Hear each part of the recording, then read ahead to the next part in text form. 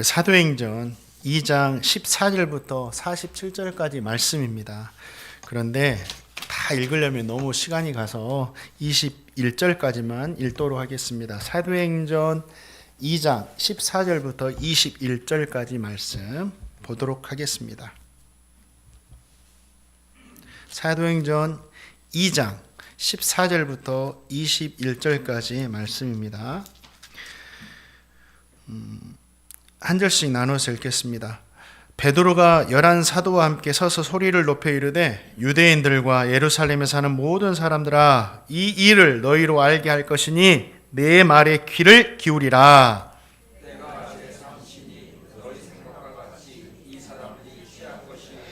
이는 곧 선지자 요엘을 통하여 말씀하신 것이니 일렀으되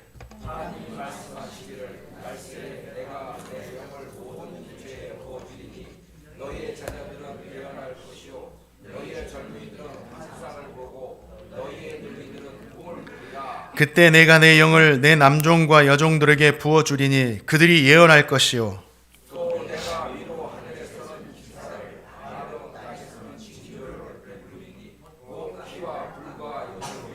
주의 크고 영화로운 날이 이르기 전에 해가 변하여 어두워지고 달이 변하여 피가 되리라.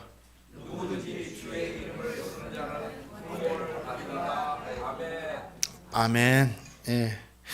성령에 충만한 120명의 사람들은 성령의 능력을 힘입어서 각종 방안으로 담대하게 하나님의 큰 일, 예수님의 십자가의 복음에 대해서 증거를 했습니다.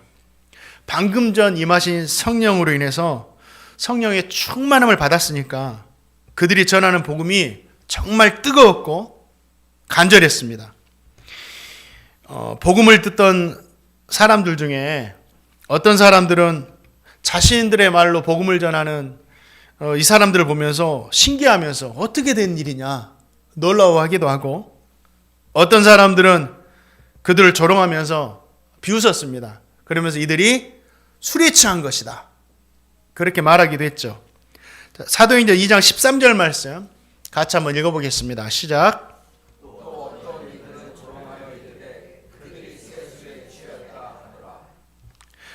그때 베드로가 11사도와 함께 일어나서 그곳에서 있는 사람들에게 지금 일어나고 있는 일이 어떤 일인지에 대해서 자세하게 설명해주고 곧바로 복음을 전했습니다. 이게 이제 오늘 기록된 말씀인데요. 오늘 말씀을 통해서 저와 성도님 모두에게 주시는 귀한 신앙의 은혜와 교훈이 있습니다. 우리 성도님들 복음과 주님으로 인해서 비웃음을 당해본 적이 있으십니까? 제가 청년 때 길거리에 나가서 전도하는 게 노방전도라고 해요. 노방전도를 할 때가 있었습니다. 노방전도를 하면서 길거리에서 찬양도 하고 복음도 막 외치면서 예수님 믿으라고 가는 사람들에게 이렇게 복음을 전했죠. 그러다가 울컥해서 좀 눈물을 흘리면서 막 이렇게 복음을 외친 적이 있습니다. 지나가는 사람들이었지만 그분들이 구원받아야겠다는 이 주님의 마음이 있었기 때문에 아마 그랬던 것 같아요. 성령이 충만한 거죠. 그런데 그 모습을 지나가는 사람들은 어떻게 바라봤을까요? 신기하고도 이상하게 쳐다보는 거죠. 그리고 어떤 사람들은 아이고 젊은 사람이 안 됐네, 예수 믿더니 미쳤구만, 이렇게 생각할 수도 있을 것 같아요. 그런데 저와 성도님이 복음과 주님으로 인해서 비웃음을 당하는 일은 창피한 일이 아니에요. 절대 창피한 일이 아닙니다. 우리 예수 믿는 성도들이 정말 창피해하는 것은요, 복음 때문에 당하는 비웃음이 아니에요. 하나님을 믿는다 이렇게 하면서도 온갖 부도덕한 일로 인해서 욕먹고 비웃음 당하면서 무슨 말 들어요? 개독교라는 말을 듣잖아요. 이러한 일이 진짜 창피할 일이지 복음과 주님을 위해서 당하는 비웃음은 절대 창피한 일이 아니다. 그러면 무슨 일이냐? 그래서 주님께서 이러한 일들에 대해서 뭐라고 예언하셨습니까? 나를 인하여 너희를 욕하고 핍박하고 거짓으로 너를 거스려 온갖 악한 말을 할 때는 기뻐하고 즐거워해라. 하늘의 상이 크다. 이렇게 말씀하시는 거예요. 사랑하는 성도님들, 주님으로 인해서 좀 비웃음 받고 창피한 일을 당하든 여러분 창피하지 마세요. 그것이 오히려 기뻐하고 즐거워할 일이다. 이런 믿음으로 살아가시는 제가 되고 우리 성도님 되시기를 주님의 이름으로 축원드립니다. 사람들이요, 120명의 그 사람들을 보면서 뭐라고 해요? 세술에 취했다, 세술에 취했다. 이게 쉬운 말로 뭐냐면, 야, 예수를 믿더니 드디어 네가 미쳤구나, 이런 말을 하는 거예요. 술을 정말 취하면 미친 사람처럼 행동을 하잖아요. 이렇게 말한 거예요. 저와 성도님은 복음을 전하다가 조롱을 당하고 악한 말을 들을 수 있다는 사실을 알고 있어야 돼요. 우리 이걸 인정해야 돼요. 그럴 수 있어요. 주님께서도 복음을 전하시고 하나님 나라 전하시다가 이런 말을 들은 적이 참 많아요. 요한복음 3장에 보니까 주님께 대한 소문이 나요. 주님께 대한 소문이. 예수님이 미쳤대. 예수가 미쳤대. 요한복음 3장에 예수가 미쳤다는 소문이 나고 사람들에게 미쳤다는 소리를 들어요. 한 번 듣는 것이 아니었어요. 요한복음 10장에서도 보니까 더 크게 소리를 듣습니다. 야, 예수가 귀신 들렸대. 귀신 들려 미쳤대. 이런 소리를 예수님도 들으셨어요. 또 십자가에 달릴 때는 어떻게 됩니까? 군중들의 조롱을 당하셨다 그래요. 사람들이 이해할 수 없었어요. 엄청난 권세가 가진 분이 왜 십자가에 저렇게 힘없이 죽으실까? 하나님 아들 아니야. 그러면서 온갖 조롱의 말을 했다라는 거죠. 예수님께서도 들으셨는데 저와 성도님도 복음 전하다가 예수님 믿고 살다가 이러한 말은 들을 수 있다. 이거를 미리 알고 있어야 돼요. 사도 요한은 이러한 일들에 대해서 우리에게 어떻게 말합니까? 자, 요한일서 3장 13절 말씀 한번 읽어보겠습니다. 시작.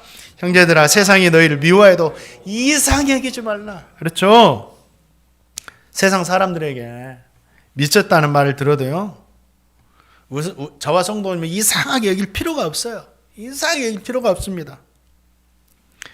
세상 사람들이 그렇게 말하는 것은요, 어쩌면 당연한 거예요. 우리 성도님 한번 생각해 보세요. 예수님을 믿지 않는 사람들은요, 성령을 이해하지 못해요. 성령 이해하나요? 성령을 이해하지 못해요. 성령의 능력도 알지 못합니다. 복음과 예수님도 알지 못하고 천국과 지옥도 알지 못하는 거예요. 이해하지도 못하고 알지도 못하니까 비웃기도 하고 술 취했다라고 그렇게 말하기도 하는 거예요. 예수님을 믿지 않는 사람들이 예수님 믿고 신앙생활하는 사람들을 보면 진짜 미친 사람처럼 보일 수 있어요. 성도님들 스스로를 하나님 앞에서 뭐라고 그래요? 주여, 저는 죄인입니다. 주여, 저는 죄인입니다. 저는 죄인 중에 괴수와 같습니다. 어떤 분은 그러더라고. 만물이 찢기 못한 저다고. 세상 사람들이 자기 자신을 그렇게 말하는 사람들이 있나요? 없어요. 자기 좋은 면만 이렇게 드러내려고 하죠. 근데 예수 믿는 사람들 주님 앞에 가가지고 저는 죄인입니다. 네. 이해가 되나요? 세상 사람들이 보기에. 그리고 또 뭐라고 합니까? 혼자서 자리에 앉아가지고 막 기도를 해요. 밥 먹을 때도 기도하고 막 중얼중얼하면서 기도해요. 그걸 우리는 하나님의 살아계심을 믿고 기도하는 거지만 세상 사람들이 하나님도 모르는데 그걸 보면서 좀 어색해하고 이상해 하잖아요. 세상 사람들은 그럴 수밖에 없는 거예요.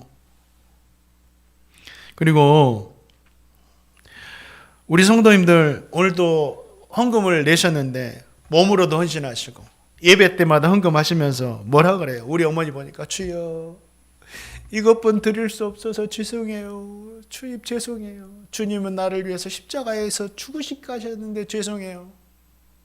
세상 사람 이해 안 돼요. 뭘 죄송해. 우리가 드리니까 하나님이 오히려 우리한테 감사해야지.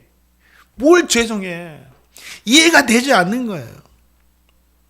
심지어 어떤 권사님은 딸 둘, 아들 한 명 있었는데 막내 아들이 얼마나 애지중지했겠어요. 근데 초등학교 학생인데 사고로 이 아들이 먼저 천국에 갔어요. 초등학교. 엄마의 마음이 얼마나 아프겠어요. 이 권사님이 장례식장에서 눈물을 주르르 흘리시죠. 그러면서도 하나님께서 빨리 데려간 것은 너무 마음이 안타깝고 아프지만 그래도 천국이 있으니까, 그래도 우리 아들 천국 갔으니까 감사합니다, 이러시는 거예요. 여러분, 이게 우리가 예수 믿지 않는다면 세상 사람들이 볼 때 이해가 되냐고요. 이해가 되지 않는 거예요. 그래서 세상 사람들은 우리를 조롱할 수도 있고요, 우리에게 미쳤다고 말할 수 있는 거예요. 그러니까 그런 이야기를 들을 때 이상히 여길 필요가 없습니다. 뭐라고 해야 돼? 그럴 수도 있지. 따라서 해볼까요? 그럴 수도 있지. 시작. 네, 그럴 수도 있습니다. 사랑하는 성도님들, 우리는 이상히 여길 필요가 없어요. 그런 후에는 그러면 우리는 어떻게 해야 되느냐? 나는 그래도 복음 전했고 할 일 다 했으니까 이제 더 이상 하지 않아요. 사람들이 뭐 좋은 소리도 하지 않고 이제 나 할 일 다 했어, 이렇게 하고 그냥 끝내버려야 되느냐? 그렇지 않아요. 베드로는요, 조롱하는 사람들 향해서 뭐라고 했습니까? 일어서가지고 막 그들을 왜 조롱하느냐? 왜 주님의 복음을 받아들이지 않느냐? 이 저주받을 것들아, 이렇게 이야기했나요? 그렇지 않아요. 뭐라고 합니까? 자세하게 이 일에 대해서 이야기해 주면서 복음을 전해요.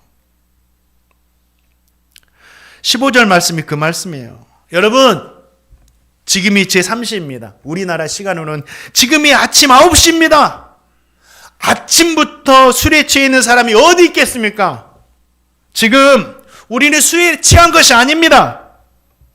그리고 이 사람들이 이해하지 못하는 사람들에게 성령의 일에 대해서도 자세하게 풀어주는 거예요. 그 말씀이 16절과 17절이에요. 자, 한번 읽어보겠습니다. 16절, 17절 말씀 읽겠습니다. 시작.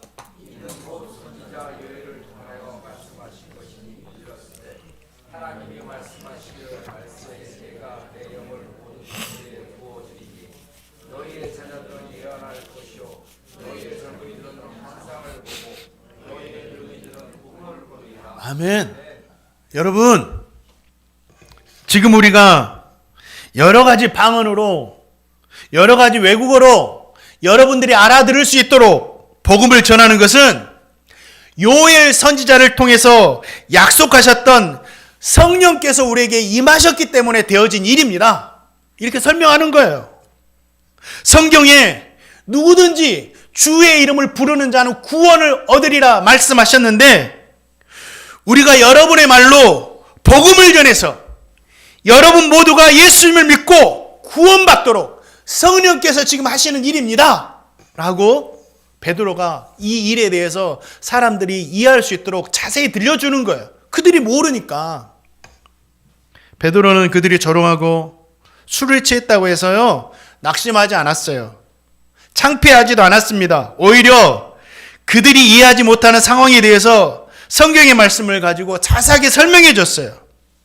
그리고 곧바로 하나님께서 행하신 가장 큰 일, 복음을 전하기 시작합니다. 이 베드로가 전한 복음이 22절부터 36절까지 나와요.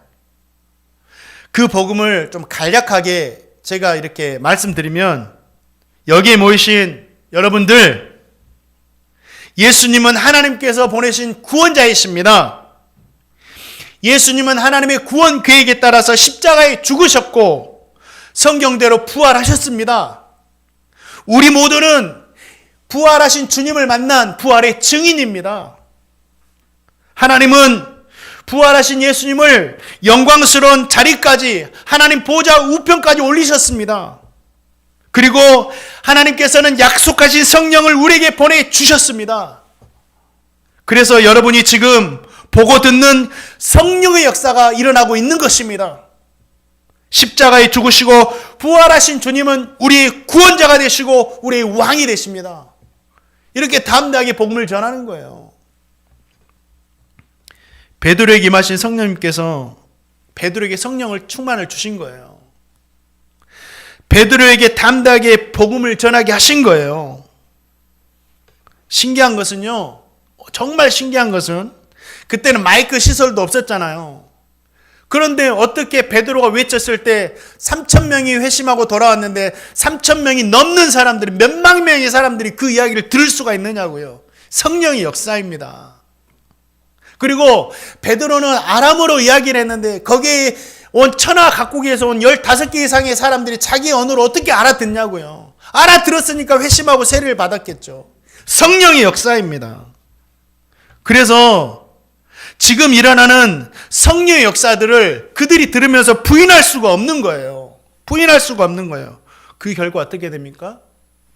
베드로의 설교를 듣고 그 설교를 받은 사람들이 마음에 찔림을 받습니다.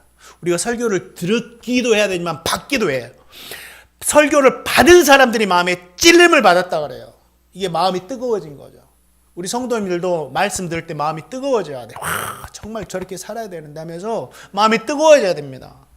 제가 요즘에 이걸 느끼고 있는데 설교를 준비할 때도 그러지만 제가 월요일 날 목사님들이 많이 모이시는 곳에서 강의를 좀 받거든요. 강의를 들으면서 막 말씀을 들으니까 막 마음이 뜨거워져요. 야, 나도 저렇게 해야지. 기도해야지. 들으니까 막 마음이 뜨거워져서 이 사람들이 말씀을 듣다가 마음에 찔림을 받은 거예요. 성령께서 막 그들의 마음을 두드리시는 거죠. 그래서 베드로의 말씀을 받은 사람들이 뭐라고 질문합니까? 그러면 우리가 예수님을 죽였는데 그러면 우리는 어떻게 해야 됩니까? 그러면 우리는 어떻게 해야 됩니까? 막 베드로에게 질문을 하는 거예요. 그러자 베드로가 뭐라고 합니까? 사도행전 2장 38절 말씀 한번 읽어봅니다. 읽겠습니다. 시작.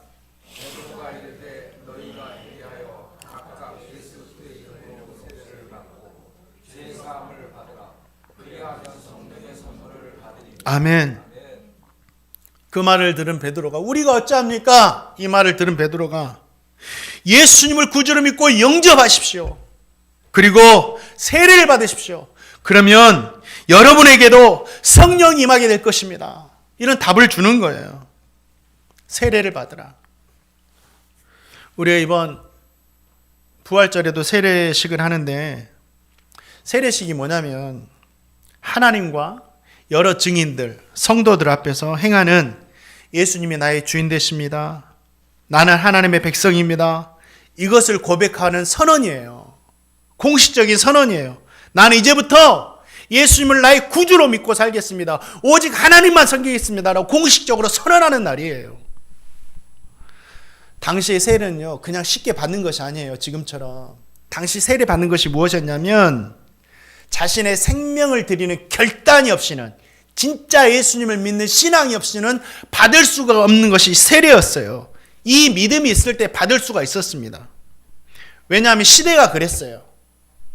당시 실제적으로 64년경 그 로마 시대의 그 점령지 모든 로마 제국을 다스리던 황제가 네로 황제였거든요.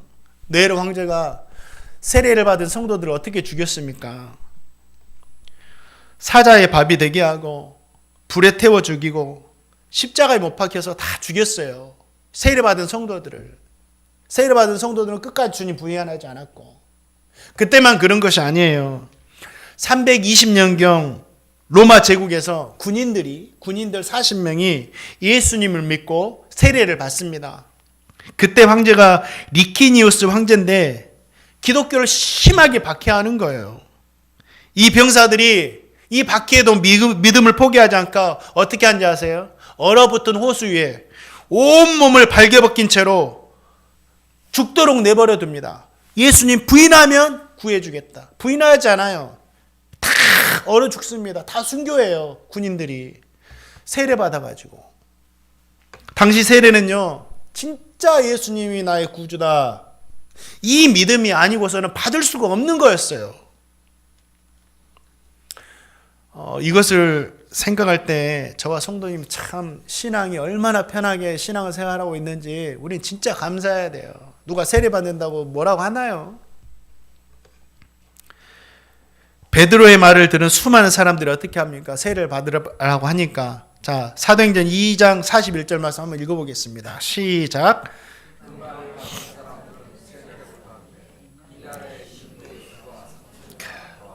아멘. 베드로의 말을 들은 사람들 중에 그 말을 받은 사람들입니다. 우리 말씀 받아야 돼요. 나의 말씀으로 받아야 됩니다.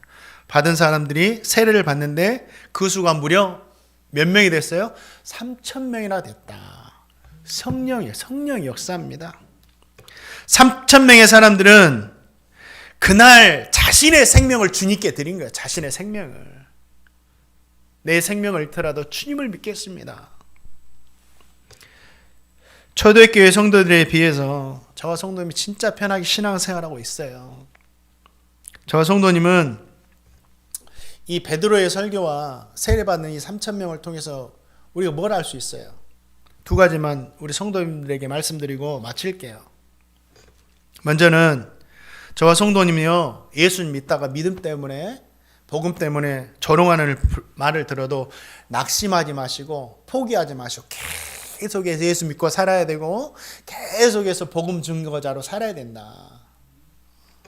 사랑하는 성도님들, 우리는 복음 전하다가 사람들에게 조롱의 말 들을 수 있어요. 미쳤다는 말 들을 수 있습니다. 제가 설명했잖아요. 그럴 수 있어요. 그들이 모르니까. 낙심하지 마시고 분노하지도 마시고 감정 섞지 마세요. 왜 감정을 섞어요? 아시고 베드로처럼 그들이 알아들을 수 있도록 다시 알려줘야 됩니다. 왜요? 다시 알려줬을 때 어떻게 해요? 이해하지 못된 사람들이 그 말씀을 받고 자신들처럼 예수 믿는 사람들이 생기니까 성령께서 도와주시는 거죠. 베드로를 보시기 바랍니다. 이 베드로가 평상시 모습인가요? 성령이 도와주시니까 요엘 선지자가 말했던 이야기를 다 하면서 어떻게 이 말을, 그가 뭐 원고, 저처럼 원고를 써가지고 이렇게 설교를 했겠어요? 아니에요. 성령이 도와주시니까 성령 이야기를 막 하면서 복음을 담대하게 전하는 겁니다. 성령이 도와주세요. 그러면 성령 역사가 나타나는 겁니다. 베드로의 말을 듣는 사람 중에 베드로의 말을 받은 사람들이 나타나는 거예요. 저 사람 예수 미쳤다라고 조롱하던 사람들이 오히려 자신이 예수에게 미친 사람이 되어버리는 거예요. 그 사람의 수가 무려 3,000명이나 되는 겁니다. 이것이 성령의 역사가 아니고서는 설명될 길이 없어요. 우리 성도님들 다시 한번 말씀드립니다. 복음 전하다가 이런 말을 들을 때 낙심하지 마시고, 믿음 생활을 하다가 이런 말을 들을 때 절대 이상히 여기지 마시고 계속해서 믿음으로 살아가시고 계속해서 복음 전하며 살아가시는 제가 되고 우리 성도님 되시기를 주님의 이름으로 축원드립니다. 그 사람이 세상을 변화시킵니다. 사람을 변화시키고요. 또 자, 사도행전 2장 17절만 한번 볼까요? 사도행전 2장 17절. 이 말씀이 참 중요한 이야기예요. 읽겠습니다. 시작.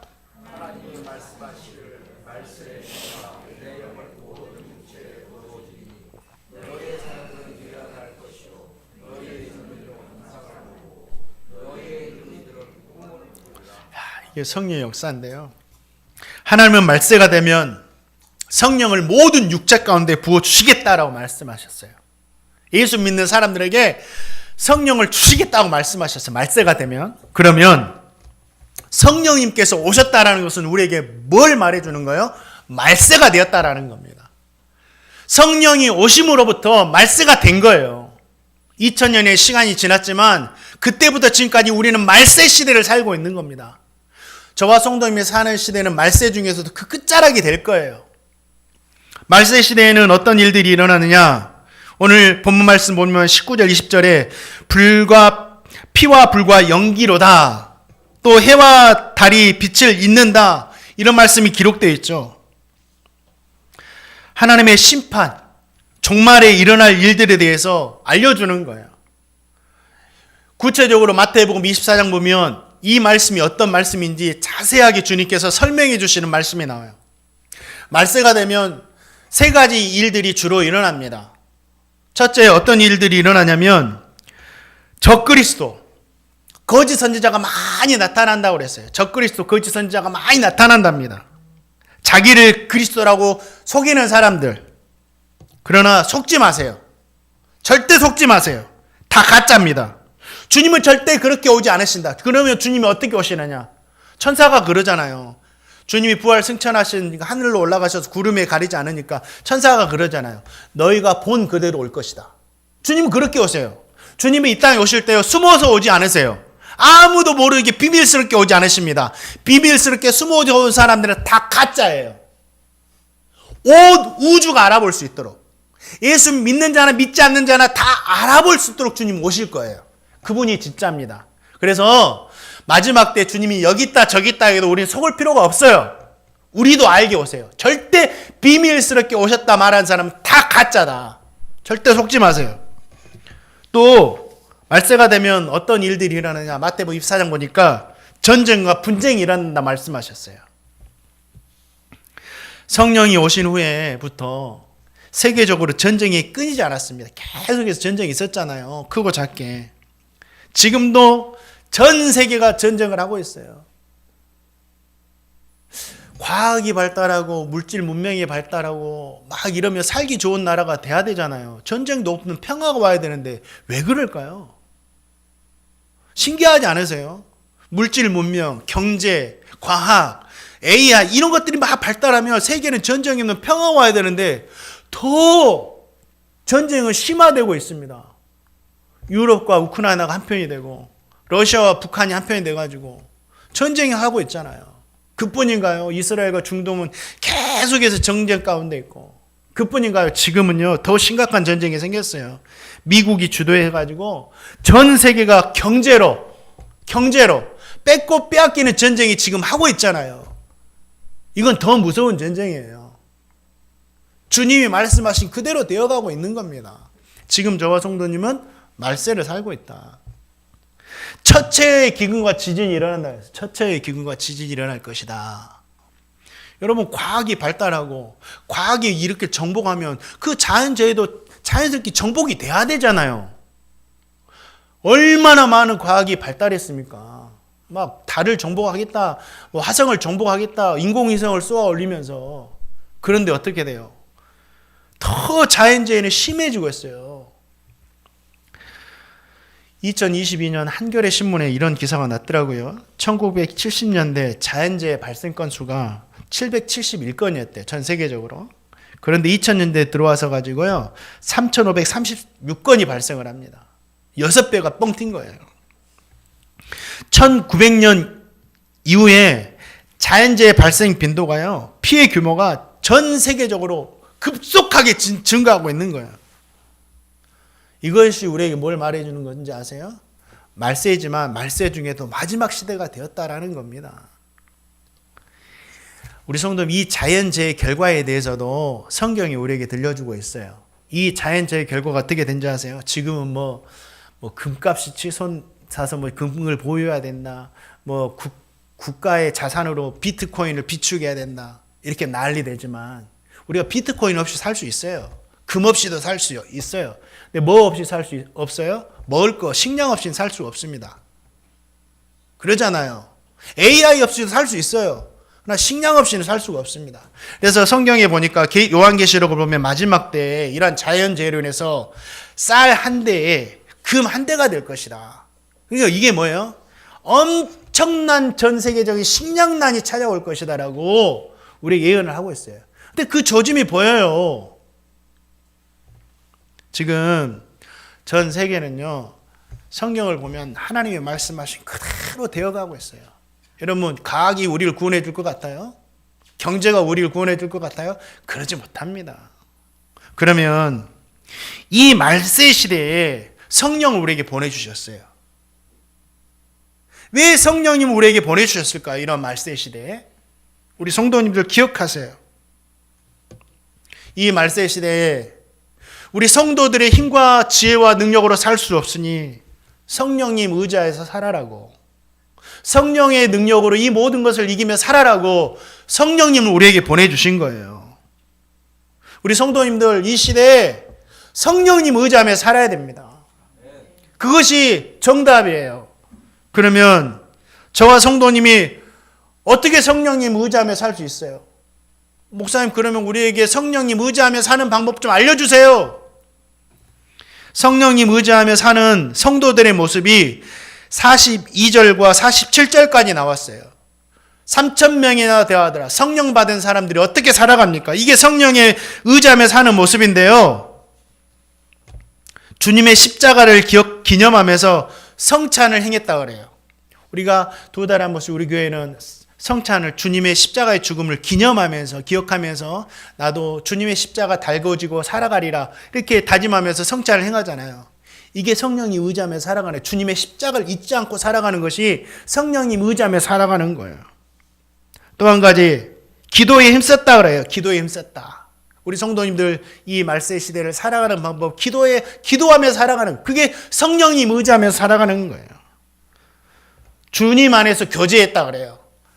우리가 세상의 방법으로 뭐 동호회를 만들고 산에 가고 들에 가면서 우리가 교제하는 것이 아닙니다. 우리는 서로 위해서 기도해주고 서로에서 말씀에 권면해주고 모여서 말씀의 은혜를 나누면서 성찬을 하면서 음식을 나누면서, 이게 성도의 교제예요. 마지막 때 성도들끼리 모여서 주님 안에서 교제하며 살아가야 돼요. 서로 격려하면서. 이게 성령님 의지하며 살아가는 거예요.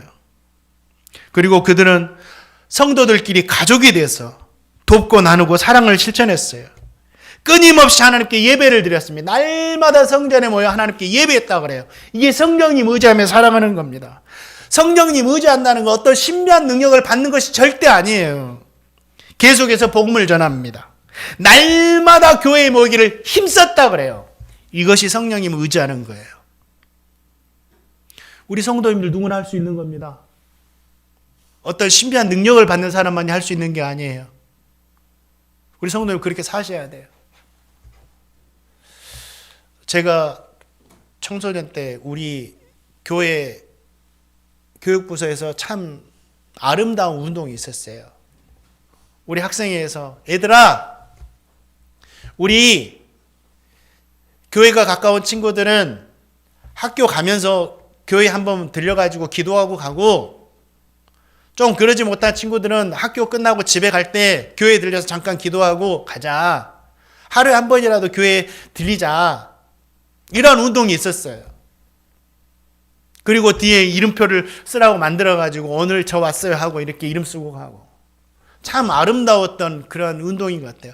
그것도 성령님을 의지하는 겁니다. 우리 성도님들 일주일에 매일매일은 교회에 못 오시더라도 일주일에 몇 번이라도 교회 오셔서 뭐 특별한 거 하지 않아도 돼요. 오셔서 잠깐 앉으셔서 기도하고 가셔도 되고 말씀 보고 가셔도 되고 그냥 가만히 앉아있다가 멍 때리고 가셔도 돼요. 그것이 성령이 의지하며 살아가는 거예요. 날마다 모이기를 힘썼다 하잖아요. 그런데 말세가 되면요, 우리 성도들이, 믿음을 가진 성도들이 성령님을 의지하며 살아가는 성도들이 많아질 것 같죠? 그런데 그러지 않아요. 성경이 뭐라고 했습니까? 우리 주님께서도 그러셨어요. 말세가 되면 어떤 게 된다는지 아세요? 그러나 인자가 세상에 올 때, 마지막 때죠. 진짜 종말의 때입니다. 인자가 세상에 다시 올 때 내가 세상에서 믿음을 보겠느냐? 경고하시는 거예요. 우리 성도님들 믿음을 보겠느냐 하셨지만 저 성도님은 마지막 때일수록 믿음 보이며 살아가시기를 주님의 이름으로 축원드립니다. 여러분들 주님 오실 때 어디 있고 싶으세요? 저는 예배드리다가 주님 만나고 싶어요. 그럼 좋겠죠. 어디에서든 만나든 믿음으로 만나면 되는데, 진짜 우리가 예배드리다가 주님 만나고 싶으면 자주 교회 오셔야 돼요. 그러면 그 가능성이 높아지겠죠. 말세가 될수록 성령님을 의지하며 믿음으로 사는 사람들은 많아지지 않을 거예요. 진짜 이것이 현실로 일어나고 있습니다. 유럽은요, 대부분 기독교 국가였어요. 앉을 곳이 없도록 폭발적으로 부흥하던 곳이 교회였습니다. 유럽의 교회들이었어요. 그런데 지금은 어떻게 됐어요? 텅텅 비었어요. 존 낙스 종교개혁자가 개척했던 교회라고 불려지는 곳이요, 지금 주일날 20명도 못 모여서 그 교회가 곰팡이 냄새 나면서 예배를 드리고 있고, 그 교회는 어떻게 운영이 되느냐? 순례자들이 여기가 존 낙스 교회구나 하면서 헌금 좀 해가지고 그 교회가 겨우 유지되고 있어요. 그나마 잘 되는 교회입니다. 교회가 유지되지 못하니까 교회가 팔려가가지고 술집이 되고 스트릿바가 되고 극장이 되고 서커스 공연장이 되고 지금 그런 실정이에요. 마지막 때가 되면 주님 붙드는 사람이 많아진다고요? 아닙니다. 적어져요. 한국도 마찬가지입니다. 2012년 22%였던 기독교 인구, 나는 크리스찬이에요, 최대한 말했다. 이단까지 다 포함해서 자기들도 크리스찬이라고 하니까 22%였습니다. 그런데 2023년 되니까 15%로 줄어들어요. 최대한 잡은 거예요.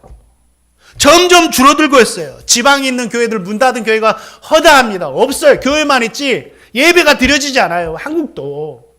지금 통계를 보니까 대한민국에 6, 7개 교회가 하루에 문을 닫고 있습니다. 예수 믿는 사람, 인구도 소멸되지만 예수 믿는 사람들이 많아지지 않는다라는 겁니다. 여러 가지 요인이 있겠죠.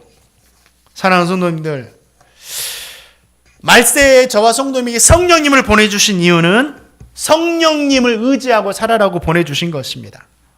말세를 사는 저와 성도님 모두는 성령 충만 받으시고 성령님 의지하며 살아가시기를 주님의 이름으로 축원드립니다.